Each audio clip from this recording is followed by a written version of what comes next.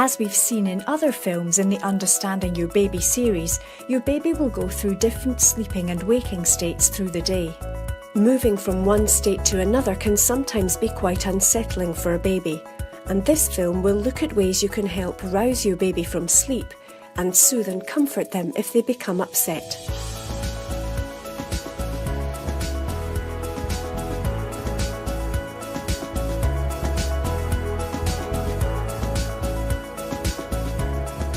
One of the most unsettling times for a baby is waking up from sleep.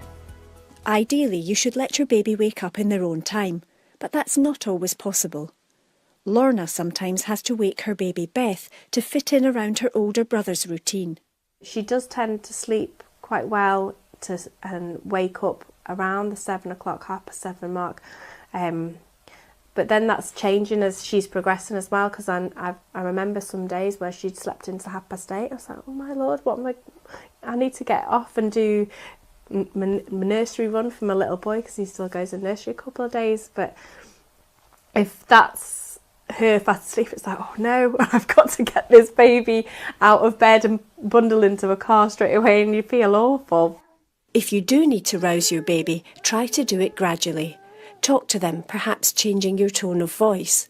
You might try the touch of your hand or even a nappy change.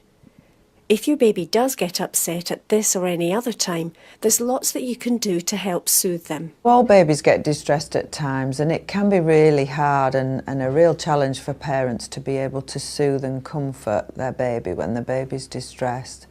It's important to get to know your baby and work out what is helpful for them, because different strategies may be useful for one baby and less useful for another baby.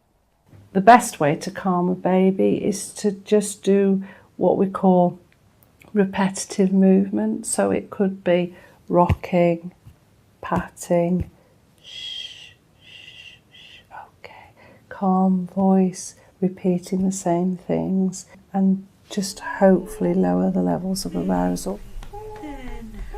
One of the other things that can calm a baby down is skin to skin. So if you can put a baby next to you so they feel skin to skin and you can stroke them and you're feeling calm, they often will calm down. Aww. Tara's baby Oscar is 4 days old. If he's not in the best of moods, he likes to have his face near mine. He likes to hear my voice close to him. He can feel my breathing, he can smell me, and that helps to settle him. Just might change positions and see if that settles him.